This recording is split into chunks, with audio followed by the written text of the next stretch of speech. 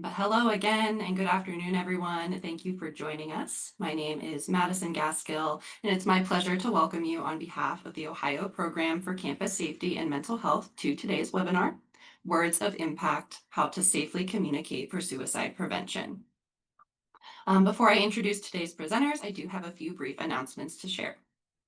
This webinar kicks off the OPCSMH 2025-2026 monthly webinar series. So thank you again to everyone who participated last series and contributed to the topic survey to inform this year's webinars. Next, CME and CEU credits are available. The activity code for today's session is 21ABYS. That's 21ABYS. This code will expire on Wednesday, September 24th at noon, so just 24 hours from now. So please be on the lookout for information in the chat on how you can obtain those CME and CEU credits. Another friendly reminder that there is still time to register for the third OPCSMH Campus Safety and Suicide Prevention Symposium. This will be titled Beyond the Game, Teaming Up for Suicide Prevention, and will focus on the unique mental health and suicide prevention needs for collegiate athletes. As always, students can register for free, and we're also offering discounted group rates, so don't miss the chance to bring your team. We will include information on how to register in the chat here, and registration closes on October 1st. New programming coming from the OPCSMH, we welcome you to join our next QPR Gatekeeper Suicide Prevention Training, which will be held virtually on October 14th at noon. Again, we'll drop the link in the chat here to register and for more information. And then finally, this webinar will be recorded and the video will be made available for viewing on our YouTube channel. And without further ado, I will introduce our presenters for today. Up first is Dr. Kristen Bruns.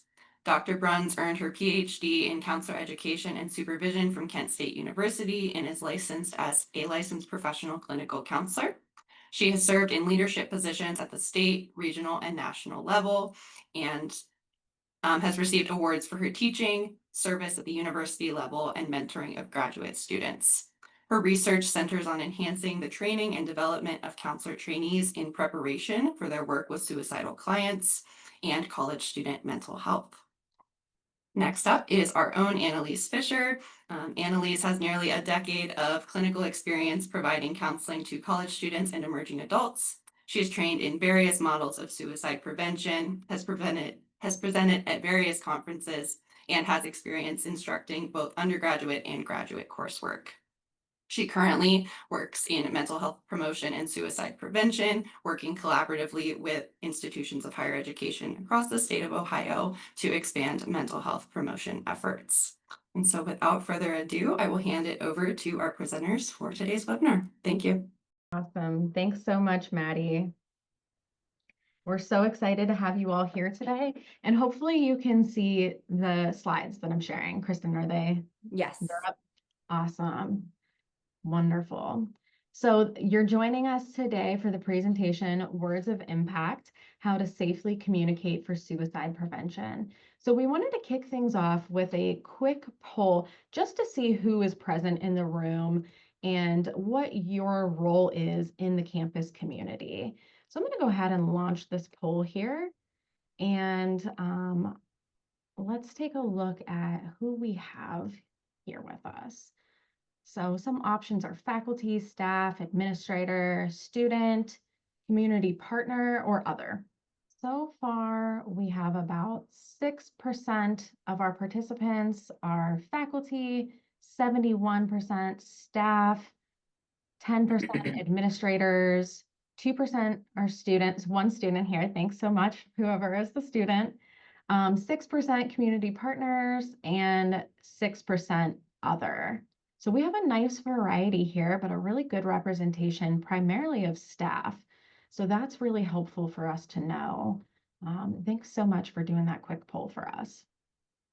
I'll go ahead and end that now. All right, well, let's go ahead and dive right in. So some of our objectives today, we're going to take a look at identifying best practice recommendations that are critical for safe and effective reporting and messaging and overall communication for suicide prevention. We're going to recognize examples of harmful versus helpful reporting practices that occur in news and social media and apply best practice guidelines for safe and effective reporting and messaging for suicide prevention.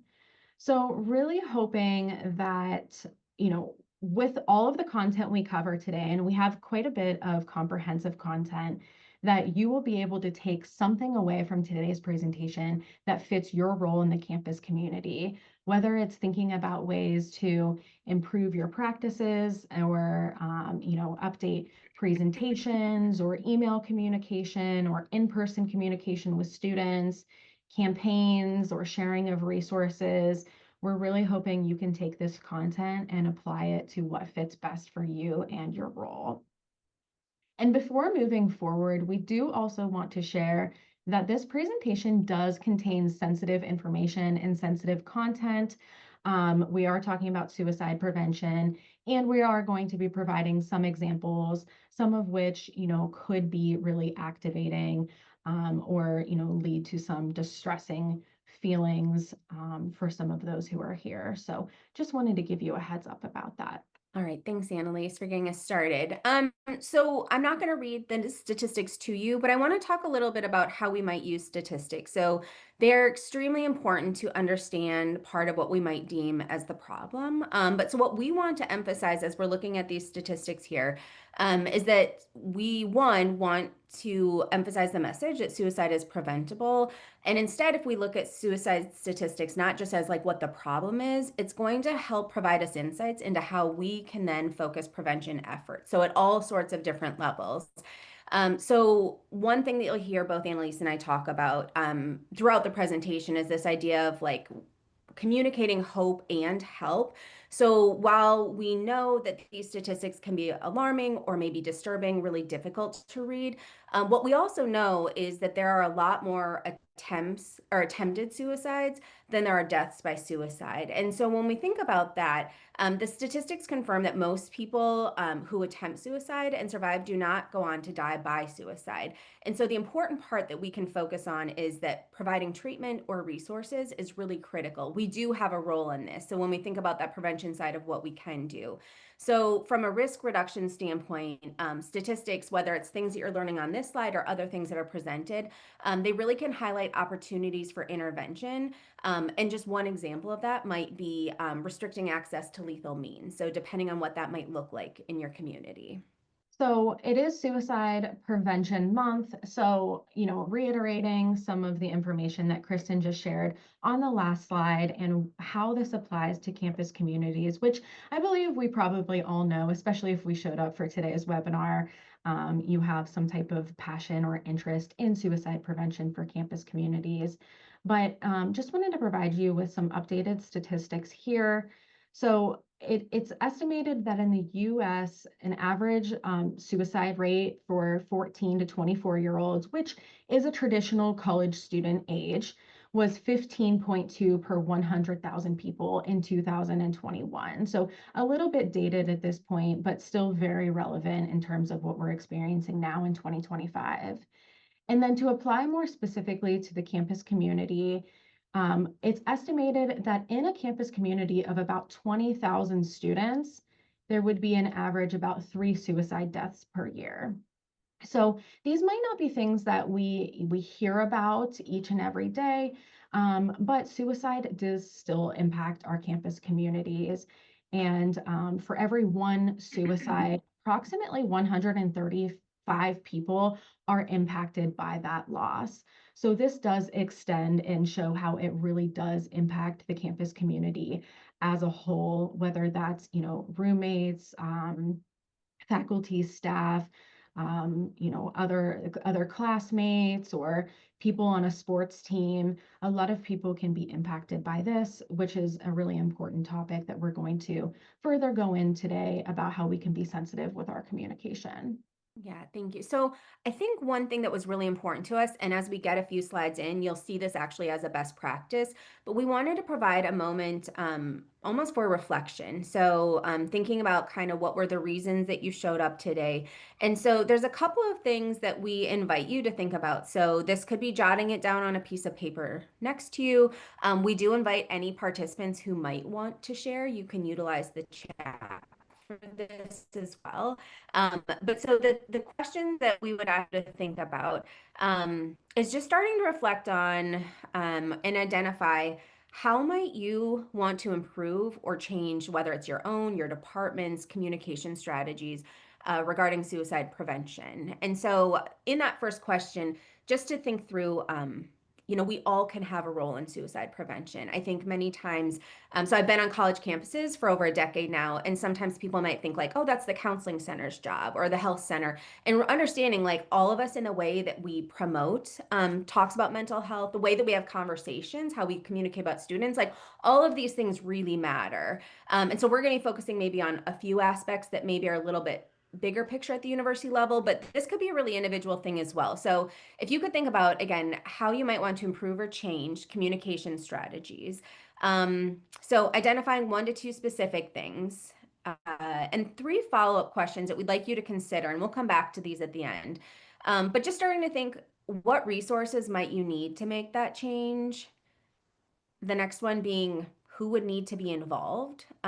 So if your first goal is thinking about, yourself just utilizing appropriate language, you might not need other support in that. But if you wanted to do a social media campaign, we understand others might need to be involved. So what resources might you need?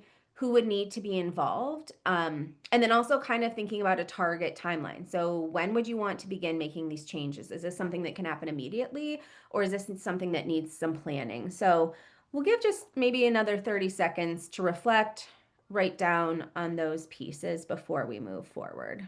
I even see some coming through the chat here, having common messages to share with all students, improving postvention work.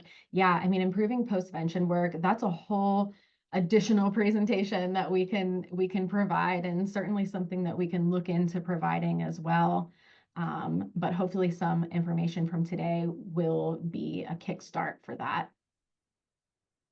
Important for people to have guidelines around how to talk about suicide. Absolutely. Great. So the ones shared in the chat, these sound excellent. And hopefully you all had enough time to begin thinking about your own call to action here through today's webinar. Okay, so to move forward and share a little bit about why safe language or reporting or social media practices or whatever that might be with suicide prevention, to share why this is important is because suicide is unlike other health and safety issues. And a lot of times with health and safety issues, spreading awareness in general is good and it's helpful. But with suicide, we know that there's certain types of media coverage or language that can actually induce risk or increase risk and make it even more vulnerable for certain populations who might already be at an increased risk. And one of those populations already are youth, and a lot of the youth that we work with, youth and young adults. So that's something that we want to keep in mind, especially with the way that we communicate in online settings.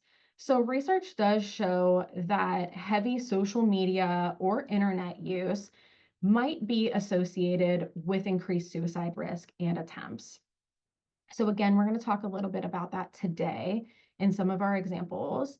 And then we also know that dissemination of information on social media or virtual platforms could potentially be dangerous, particularly due to ease of access of harmful content, and could even be providing people with some ideas of how to harm themselves.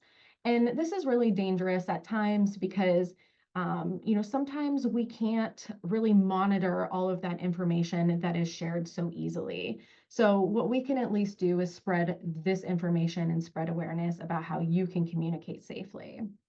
So just to give you some examples of unsafe content, and we'll go into this further, would be maybe even just use of statistics or language that normalize suicide.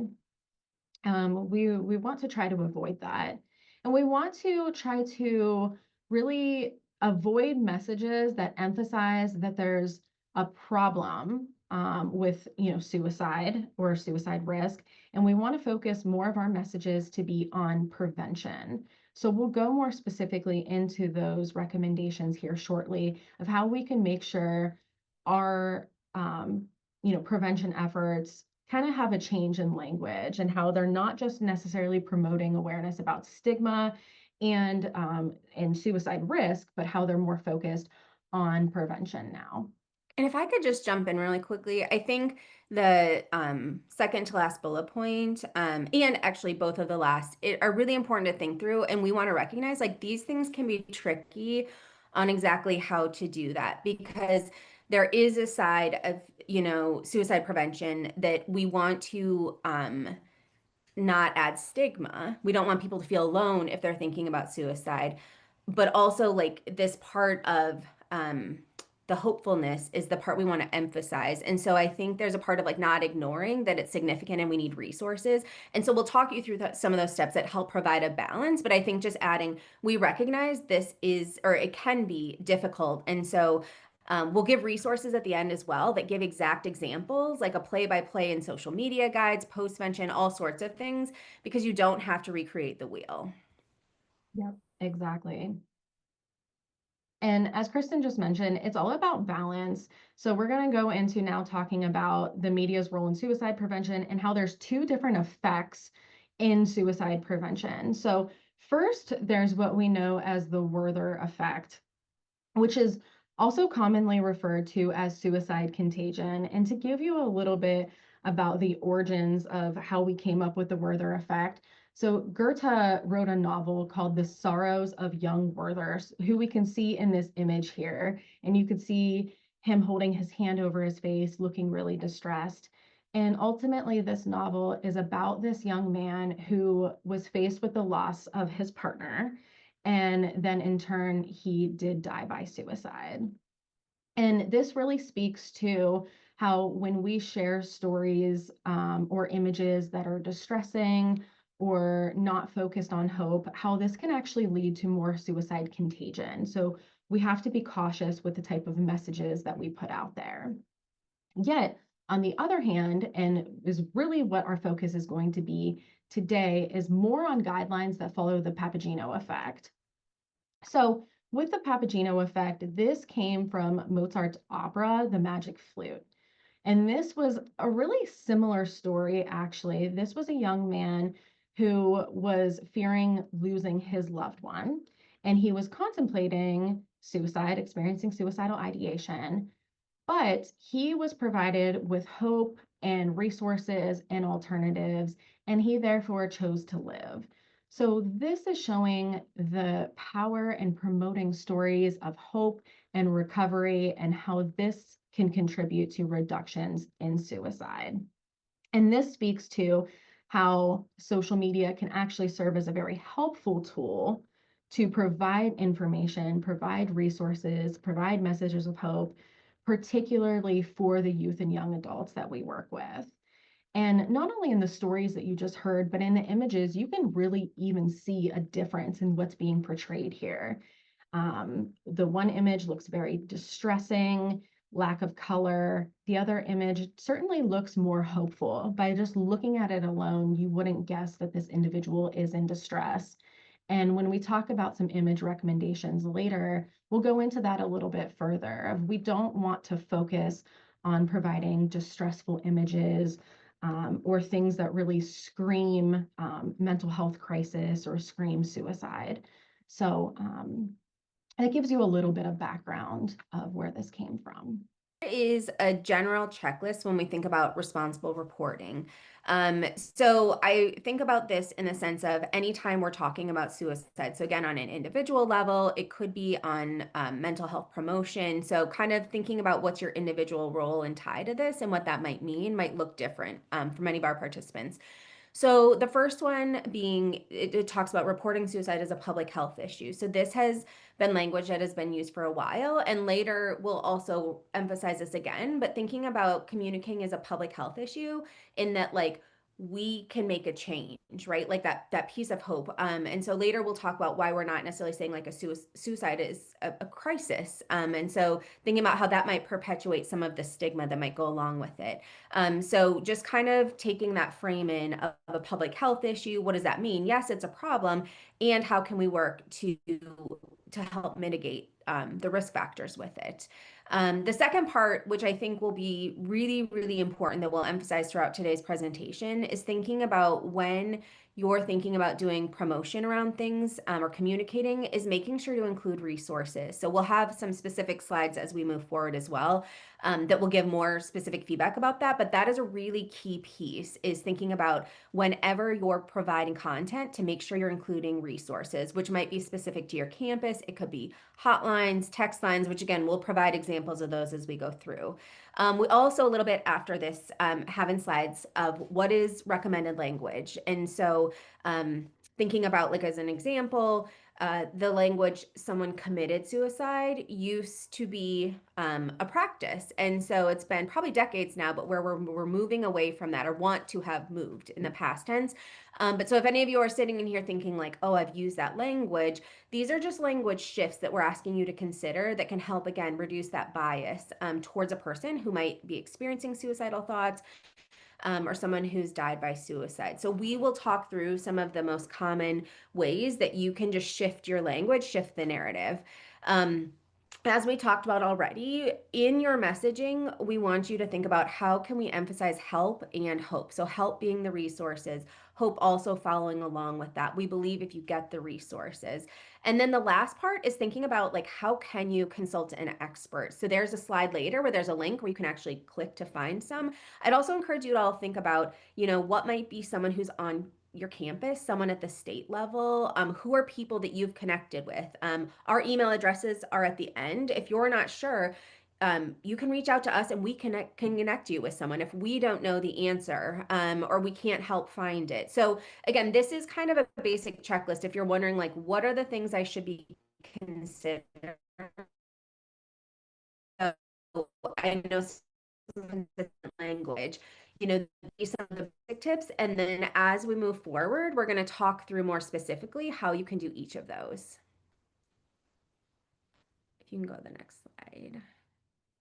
Okay. And so the next one is starting with that, right? Reporting suicide as a public health issue.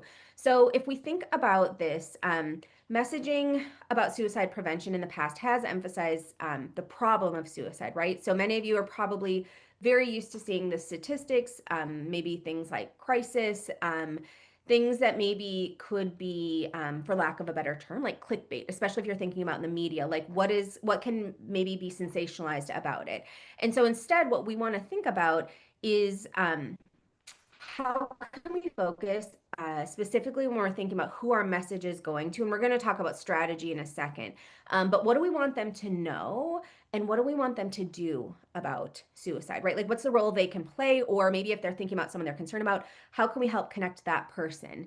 And so when we think about different pieces in the level, and I'm thinking about my role as faculty, research suggests that colleges and universities need to make students more aware of resources and services. And this isn't just specific to suicide, but just seeking mental health help. And so one other piece is thinking about, and again, this is campus-wide, not just specific to faculty or counseling centers, but thinking about how they can take the steps to change the culture and attitudes around the topics of suicide and mental health so that students feel comfortable and empowered to seek help when either themselves or their friends are in distress. And so when I think about that, if I look now, we have 66 participants in here, so like thinking about the impact of 66 people in the state who potentially like these small changes they can bring back to their respective campuses.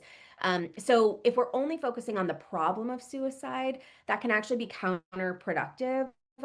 So especially when we think about groups that we might know who could be at increased risk. And so what we want to encourage you all to think about is the actionable pieces that you can take away from this presentation specifically. So I'll go to the next slide. So when you think about strategy, again, like these basic tips, so depending on what you're wanting to do differently at your campus, we understand that's going to look different or within your functional area, maybe for those of you in student affairs or faculty in your program. So first thing, of course, is like, what do you want to do? What do you want to do? What is the why? So thinking about what is the purpose that the messaging might serve. So what is your goal? So I'm kind of going to go back and forth between the bullet points here, but we'd want to think about the why before the how. So if we can figure out why is this important, and is it a task I've been given for my position? Is it that we've had experiences with students that we'd want to shift the culture? So kind of, again, I think about this part, and again, my background's counseling. So when I think about working with clients, I talk about the why is really important because it helps anchor us into things. We can come back to that if it seems like things aren't working. So with that, again, we want to be specific as well. So if an example that I might think of is like, I want to raise awareness, that could be too vague, right? So if it's I want to raise awareness within campus recreation during Suicide Prevention Awareness Month. Okay, well, like that's giving me some more tangible piece. Why? Like we want to play an active role and we want people to know that our office like supports mental health. Okay, we're getting closer with that.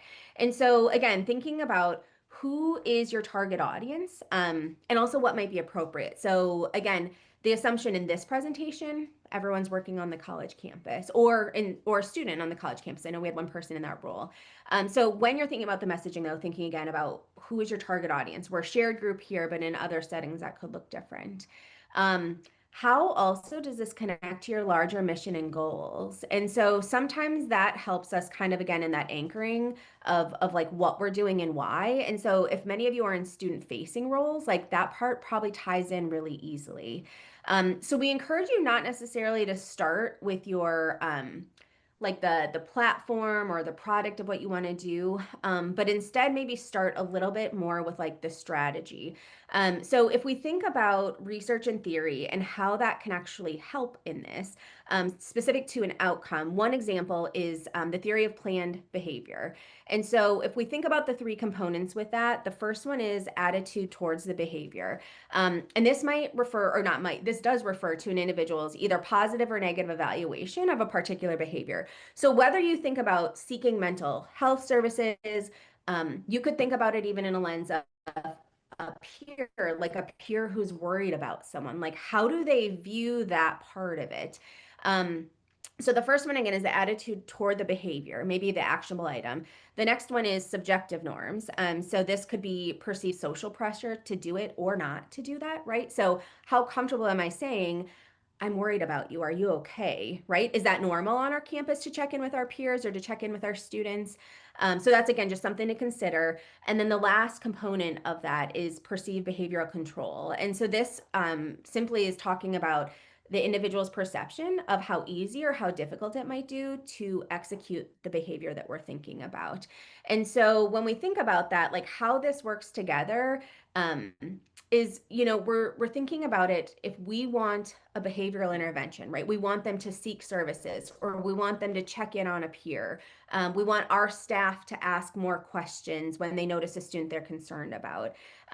So if they have a positive attitude toward the behavior or what we've identified in that, if they feel supported within that subjective norm, and they also believe that they have the capacity to do it. So part of this is in our messaging. Again, how do we promote hope? How do we let them know that's the campus culture we want? And then how articulate articulate are we about what we want them to do? And so, just again, kind of referencing, coming back to the theory of planned behavior, this is used widely for lots of public health initiatives, not just thinking about suicide prevention. So, there's a lot of evidence of how we can utilize, and again, that's one example of theory that we can utilize to think about kind of through the background. The other part that we just want to recognize is like we understand there's not going to be a one size fits all message. You all are coming from different sizes of campus, public versus private. I encourage you to recognize that, and think about it from a positive end of like, what are the protective factors that your campus does have? What are you aware of? What do you need to learn? And so again, we're going to give different strategies. Some might work better than others for your campus, but again, just that recognition of some of these things we might say might not be the best for your specific campus. You might need to adapt those as you move through. Okay, so to give a little bit of additional insight of where we are in terms of research and what this is demonstrating to us, Kristen just a moment ago talked about the importance of individuals' attitudes towards behavior. So when we take a look at suicide prevention surveys, we're seeing that a majority of people nowadays, a majority of Americans do believe that suicide's preventable. They do believe mental health is important and it's important to invest in suicide prevention and that everyone has a role in suicide prevention. So that's a message that we really want to reiterate today, that it's everybody's role in the campus community to be involved in suicide prevention. So in about 2001, we had more public message campaigns that really started to be focused on suicide suicide being a public health issue and that suicide is preventable. And this demonstrates to me that that's been effective and that's working because people are recognizing these things now, such as suicide being a problem, mental health being important. So now that people do recognize these things, it might want to shift or inform our actions or our strategy of how we want to maybe update or change some of our prevention strategies and messaging. Because what we do see in the research is that despite the knowledge and awareness that suicide is a problem and it's important, a lot of people now feel really uncertain how to navigate this and how to take action from here. So to give some examples here, a lot of individuals are reporting that they believe it's difficult to navigate help or to find affordable help. So about 68% of individuals who experience suicidal ideation report that they don't know how to get help. About 62% believe that they can't afford treatment. About 53% believe there is a lack of access to treatment.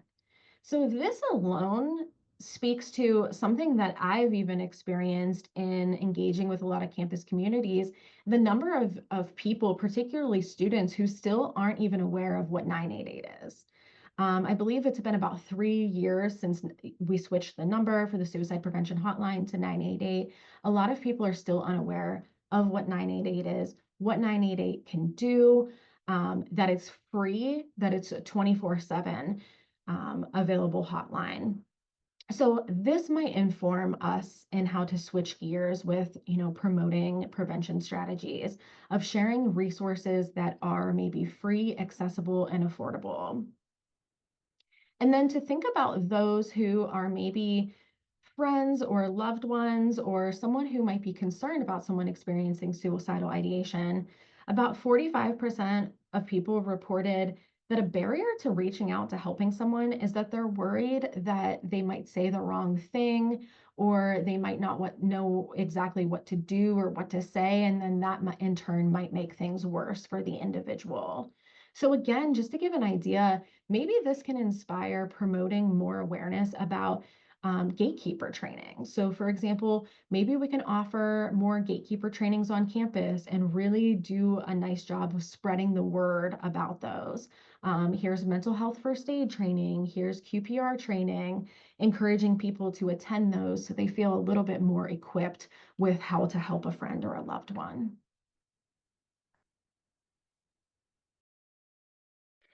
And I think just highlighting kind of as you talked about like what a shift in culture it's been of understanding, that suicide is a problem, mental health is important, that connection. And so I think I would encourage all of you to think about like how you can maybe be a bridge for some of those pieces or how you can connect with other resources on your campus to help be the bridge. Because I think one thing we know is working in silos on university campuses is not effective. And so even thinking about depending on what role you're showing up in, just as we asked earlier, but who are some of the main collaborators that might make sense for you? So one thing we talked about that was really important when you're creating messaging around things, when you're talking. So again, creating messaging maybe sounds like a social media campaign, which it very much could be. I think also about when you're engaging with students, like what do you have available to you? And so again, your campus may do a phenomenal job and already have these things. But if you're not there yet, or if you don't know what's there, these are some of the things that we'd encourage you to think about. Is just consider promoting what might be simple, not perceived as easy, maybe in that access piece, but simple actions such as calling a hotline. So, if we can think about someone doesn't know about a hotline, how incredible it could be to provide that resource alone. And then understanding and knowing what's going on in your campus. So, what programs exist, what resources and services. A really key part to this, though, is thinking, or not thinking, but is checking about what's the capacity. So, I've been at Kent State now for only a couple of years, but I was at Youngstown State University prior. And the amount of mental health resources has grown exponentially at Youngstown State University. I'm still getting to know all of the facilities at Kent, but thinking about that, if an office has a 4 week wait, I'm not saying any of your offices do, but if they have a 4 week wait, thinking about what are the other resources we might want to provide. And so in thinking about that, those simple types of phone calls, emails to check in on what spaces that you're referring students to. So again, just some examples over there or over there as in on the slide. But so the campus resources of counseling, are there crisis and emergency resources? Do you know what they are? Are there online or telehealth options? Does your campus offer peer support groups? And then also, what mental health apps? So sometimes there are ones specific to your university, and others could be free ones that might be accessible as well. So part of this could be a dive into what is accessible. And sometimes universities already have done a really great job of putting this on a web page. And so you're simply directing someone to these resources. Anything else you would add for that, Annalise? I think this is why it's so important to work collaboratively with other people on your campus so that you can ensure capacity. I mean, we're not expecting you to all the time be updated and aware of the wait list at the counseling center or know all of the different trainings and resources that are being offered on campus. But maybe joining some type of mental health team or a care team on campus so that you can stay in the loop about what these resources are and what the capacity of them might be as well, so that you can promote the resources as they become available or as they fit. All right, so this and the next slide as well is going to talk through a couple of different resources that you, again, just as examples. I don't even want to say necessarily the ones that you will consider, but may consider utilizing as an option. And so what we have here, so Annalise had mentioned before 988, which used to be the 1-800-273-TALK. For anyone who's trained back in the day, I feel like that number is ingrained in my head, but now is more simple with the 988. And so thinking about this, if you're not familiar, a line where you can call, you can chat, you can text. And so one, it's a resource for someone who is in crisis, right? Someone who may need someone to talk to. The other part with that, though, that I think is important is there are a lot of these Lifeline print materials. And so there's actually an entire partner toolkit that you can use for social media, for video, for print, for radio, FAQs, and so much more. I certainly can't talk about all of those pieces in today. But they're free to either order or download from SAMHSA's website. And so, again, when we're thinking about these things and what we want to implement and what could be different, it can seem very overwhelming. But knowing that many of these spaces and services have put together things for you. So if you decide we really want our students to know about this, I would encourage you to go to their website to understand what do they already have. And so then I also encourage you to think about what's the messaging they're putting out, right? Like you can look at specifically, there is hope, there's a heart there, there's two hands. And so thinking about if you're wondering like, how would I exhibit hope in the message about suicide? As we show you different examples, I think that is one that I would encourage just to notice, like what are those who are literally the professionals in this world of suicide prevention? How are they doing that? Another one that we have on here is the text for hope. So 741-741. And so again, if you're not familiar, that you're able to do that 24 hours, reach out, 24 hours a day, where a live trained crisis counselor will receive the text and respond. So the goal is to move someone from what they might reference like as a hot moment to a cool or calm place. And so then they also, I shouldn't say also, they're using effective listening and also providing referrals in that space. And so again, thinking about 988 is a place, to call, chat, or text. Then we have the crisis line. And then Annalise, if you'll go to the next slide. There's additional resources that we have for you here. So the National Helpline, the National Grad Crisis Line, and then the NAMI Teen and Young Adult Helpline. So again, wanting to think about, there are a lot of different resources that you could potentially decide to promote, and you could choose to do multiple of them depending on who you're working with. I wasn't that familiar with until the last year, probably learning about the National Grad Crisis Line. So free and confidential phone counseling, crisis intervention, suicide prevention, and referral specific to graduate students. And so again, that's my wheelhouse. I've been teaching graduate students for about 14 years now. And I would imagine that might be something more appealing to them, thinking like this resource directly for me. And so we wanted to provide these, again, just as examples of one, looking at what does the messaging look like. So if I could point out on the NAMI, it's not showing someone who's in despair, right? Instead, it's showing someone who's connected. And so some of these are examples in the way of inviting. So again, how it has on there, like talk to us, right? In the little chat box, and an image of someone who's smiling and connecting virtually. I think these are examples of, if you're wondering what images might we want to pair with that, but also then the slides will be available to you. These are actual resources too. So being able to think through that critical lens as we're showing you these of how they are doing it, but then also these are the actual resources we would encourage you to consider sharing with your campus as well. Great. So moving forward to the next recommendation, we want to think about the language we're using for suicide prevention. So our language might vary by audience. And, for example, with working with campus communities, when working with students, we might want to consider what language is appropriate or fitting or even attractive to students. We might also want to consider even taking a look at eliminating the word stigma. As we know now that using the word stigma in our messaging might actually reinforce rather than help with suicide prevention messaging and efforts. So, instead of maybe focusing on stigma and decreasing stigma, maybe we can focus on things such as providing information that counters the barriers. So a couple slides ago, we talked about some of the barriers to help seeking. So maybe that could be a shift in our language or a shift in our messaging, including, the available resources or the benefits to seeking help.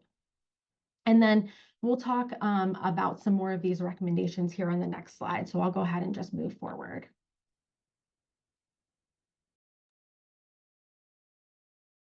All right. And so these are some of the actual examples that we'd reference we'd be talking about. So in the first two columns, you can see the unsuccessful or successful suicide. So we want to move away from that. So instead of implying a desired outcome, we want to look at what we would consider more neutral language. So a suicide attempt, a non-fatal attempt, attempted suicide. Then you'll also see in the next two lines under the say this, utilizing language, death by suicide, died by suicide, took their own life. And so I mentioned earlier about not utilizing committed, and we'd all say that with like completed. So unsuccessful, successful, completed, moving away from that. And so many times, if it's just hard to remember, just they died by suicide, right? Death by suicide, if that's helpful to know. Thinking about instead of saying suicide victim, moving to a person who died by suicide, thinking about that shift of using person first language, right? And so depending on your background and training, that you may be very familiar with that term in any of the medical or mental health fields. The part of moving from suicide epidemic to instead defining like what the problem might be, increasing or higher rates of suicide. So if we talk about suicide as an epidemic, we potentially can be causing panic, or it might imply that suicide is inevitable. And so again, if we're looking at the piece of statistics can be helpful, but what are we utilizing them for? We don't want to incite panic. We want to look at like how can we inform our prevention resources. And so the last one, or I should say the last two, so dealing with suicidal crisis, again, person first, working with someone in crisis, manipulative or attention seeking. So it can be common that someone in the past, or maybe even now is described that way. We encourage you instead to describe the actual behavior. What is happening? The student has been, repeatedly calling the office. Not saying that's attention seeking, instead just really focusing on observable things that are happening and describing them as they are. The next slide then that follows along with this piece is when we're thinking about, the first example is when a suicide maybe has happened. So we do not want to describe the method of suicide or any details about the location and the person. So again, depending on your role and function, this might not be your specific piece where you be putting out social media, but I think you can still think about this is what I should or shouldn't be talking about in the office, with staff, with students. Perpetuating those stories is not helpful. And I want to normalize, it's very, very normal to have the curiosity of wanting to know what happened, wanting details, so that wanting a desire, but it does not help in the way that we talk and learn about suicide. So the second part I just want to say, like suicide is complex, and many times again, out of curiosity, we want to explain. But so either oversimplifying. So they didn't get into graduate school, they lost their job, they went through a breakup. But many, many times there are multiple factors that are going into this. And so instead, how we can utilize that is thinking about when we promote help, we're thinking about what are warning signs, what are risk factors we can look for. And to be clear, that's not necessarily talking about their warning signs and risk factors. It's more broadly like how can we help educate the public. Again, we're not wanting to normalize or present this as a common response to a hardship, but instead talk about what can we do, right? So what are the benefits of coping, support, and treatment, and then how can they access those? Again, we want to move away from anything that's sensationalizing, and we want to use facts and sensitive language, which includes all of the above that we've been talking about today. And so this is a really specific one that, again, I don't know many of you will be having to think about, but it might be. So you would not want to report the details of a suicide note. So if you were in that role, if it were to be determined appropriate to share, it would simply be shared that a note was found. So again, moving away from the details that really can be separated from what happened and focusing again, if we have on the right side, all of the do this, you can see it's a lot more objective pieces that we can pull and communicate consistently that have nothing to do with the specific death by suicide.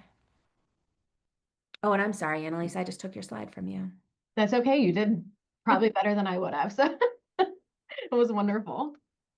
So our next checklist recommendation is that we want to make sure our messages and our communication emphasize help and hope. We've said help and hope multiple times throughout this webinar today. So hopefully that's something you're taking, hopefully, pun intended, that is something you're taking with you. So oftentimes, and how we differ from the media is that oftentimes media does focus on negative stories. And as Kristen mentioned earlier, maybe lack of a better word, they're really focused on views or, clickbait. But that's not something we're focused on.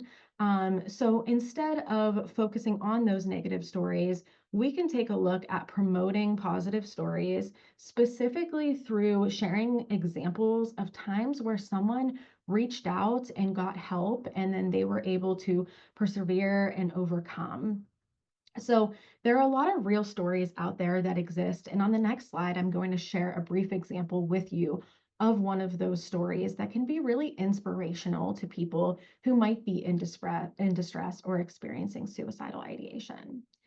But something else that can emphasize help and hope is even just featuring maybe new programs or initiatives or even research that is happening on your campus or in your campus community, and specifically how this is making a positive difference, maybe particularly for students, maybe for your region or your area or something of that nature. So sharing of some of those programs and initiatives or efforts that maybe you're putting together with those in your department. That can be another way to emphasize help and hope. So just to give this brief example here of a specific story, and the individual pictured here on the slide, her name is Alicia, and this is a little bit of her story that she shares, and she does follow best practice recommendations and doesn't include potentially harmful information that might be, um, you know, increased risk for those who are already vulnerable. So I'll read just a little bit. She said, "It wasn't until a few days into my stay at my local hospital that I was helped by the best superhero I could ask for. She was a patient in the ward, an older lady who had been creepily looking at me for a few hours. She came over to me and said, 'From one crazy person to another, you will need this.' She put a necklace in my hand and wandered off. It was a simple silver chain with one charm on it that said hope.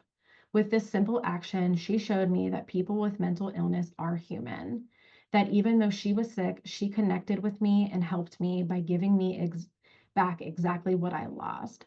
Hope that I could be a good person, that I could be an important part of society." So for sake of time, I'm not going to read the rest of it. These slides will be posted online, or you're free to screenshot this. But this shows you just an example of a story where someone is talking about, I did reach out for help and it worked for me. I had a positive experience. And through connectivity, I'm still here today to share my story. All right. The next two slides I'm also able to go through pretty quickly because I know we have a few examples we want to share. So one of the last steps that we were talking about, the recommended practices, were to talk about asking an expert. So again, we know you have access to these slides, or you will have access. So thinking about the three different areas that we'd recommend is consulting, verifying, and then what you use. So consulting, if needed, with a suicide prevention mental health expert. So if you don't know where to start with that, again, there's a website right there that you'll be able to link. Verify. So it can be easy to cut and paste. Now, if you're utilizing reputable resource, you can certainly pull those, but I encourage you not necessarily, if you just hear something from, someone on campus, oh, 50% of our students, X, Y, and Z. But to make sure you're taking the time to verify the facts and statistics that you will then be sharing out, whether again it's on social media or in conversations. And then this probably makes a lot of sense, but it's really important that we talk about utilizing reputable resources and websites. So, Annalise, if you go to the next slide, I won't spend a ton of time on this, but here are just a couple examples. We definitely did not want to overwhelm, but these are a couple of examples of resources you might consider to utilize. And so thinking about the very first one, the Suicide Prevention Toolkit, that one specifically can be adapted to your area, to your campus. And so I'd encourage you all, depending on what your role is, to just take some time once you receive the slides and to click through things and see what might be helpful. But we wanted, again, to share that part of, if we're talking about use reputable resources, providing a couple examples of what that could look like.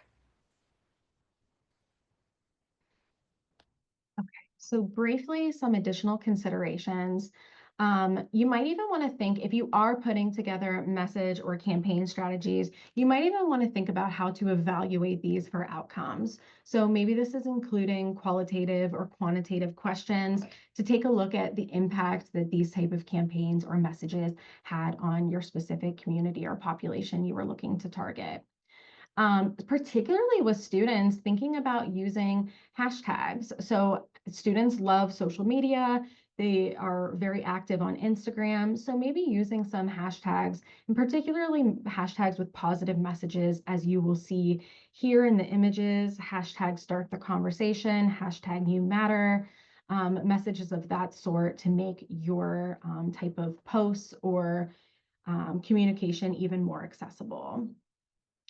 Um, Also consider how, if you are posting on social media, think about how you might interact with the comments that you receive. So you might want to turn off comments or put on certain features so that you have to approve comments before they become live and accessible for others to view.